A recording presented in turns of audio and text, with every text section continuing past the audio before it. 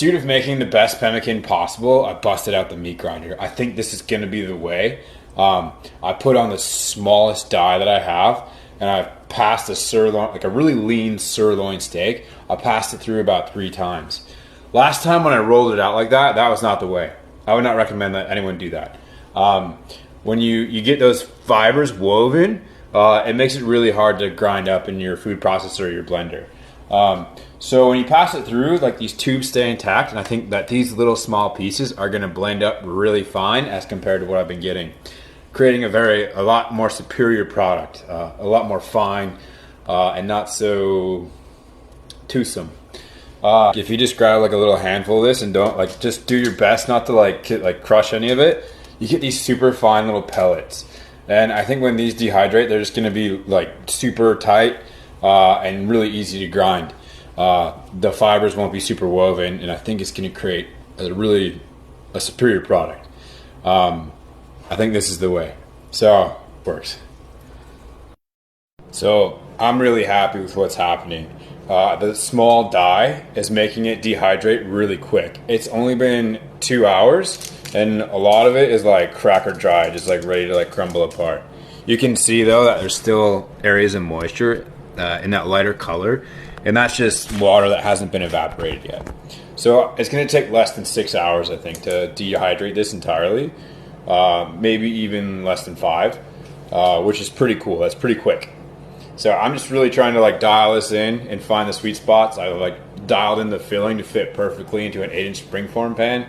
The Weston A. Price Foundation reached out to use this as the recipe of the week. So I'm just trying to like set it up for success, because it's not inexpensive to make, but I think it's worth it, because like I've been eating this for breakfast and it is such a lovely way to start the day. So good, because look at that, stoked. Like, I think that's a nice crust to filling ratio. I like that.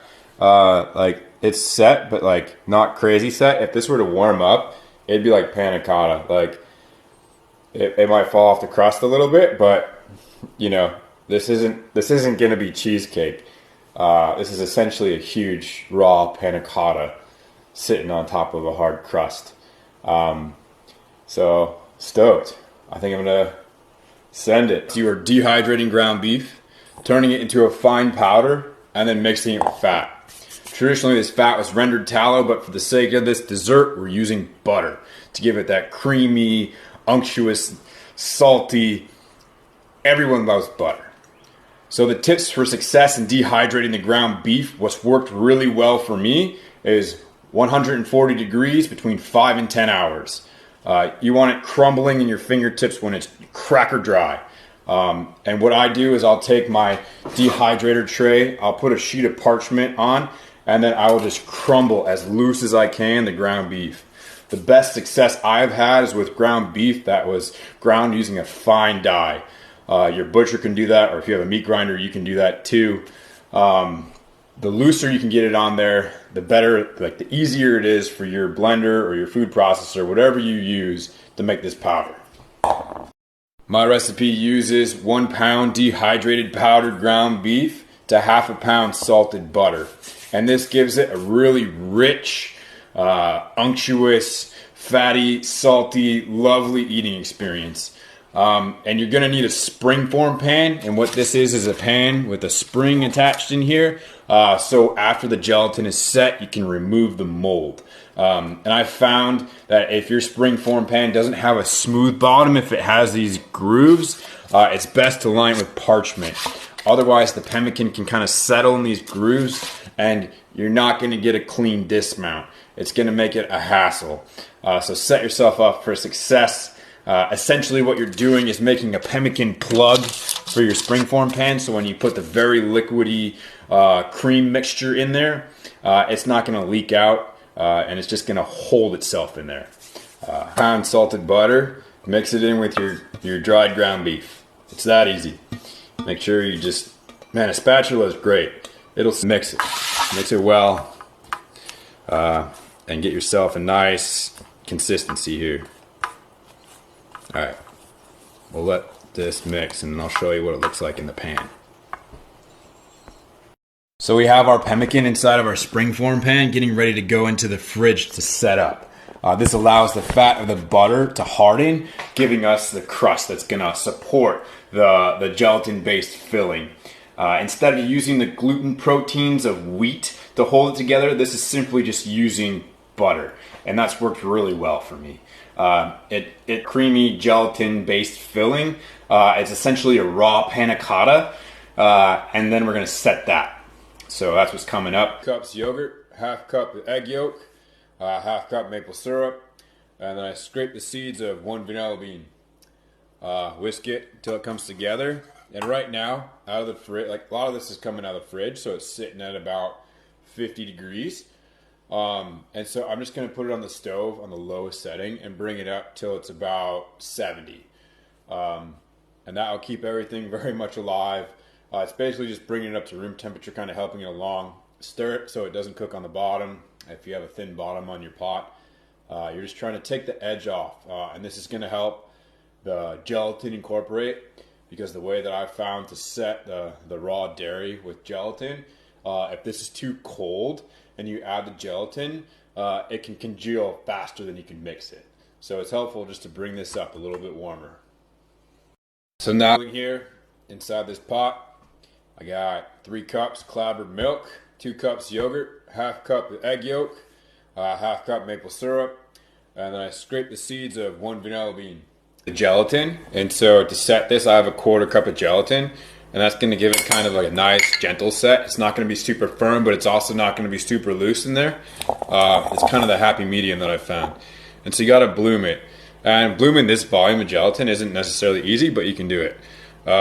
It just takes a little bit of water, and you can kind of just keep stirring it around. You want to dissolve like all the dry stuff. You want it hydrated, and so if it sets, you might have to just kind of stir it around a little bit to expose more of the dry stuff.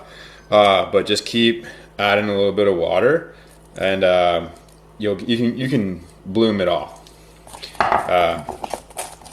It just takes a little bit of doing, but it works. So I'll let this hang out and bloom and go from there. Okay, so the gelatin is bloomed. You can see there's no more dry spots. It's expanded, and that's what you're looking for. So I found that with the 1/4 cup of gelatin, 1 cup of just boiled water is plenty to dissolve that. And so this is the part about setting raw dairy, is like you can't heat nothing up too much. But making this gelatin slurry makes it so you can add it to the whole recipe without it really cooking anything. And it's possible to dissolve all this. Like there's not going to be any gross chunks of gelatin that you have to chew through. This will all dissolve. So I'm going to stir this. It takes a bit of work. You really got to stir it well. But trust me, I do this all the time and it works.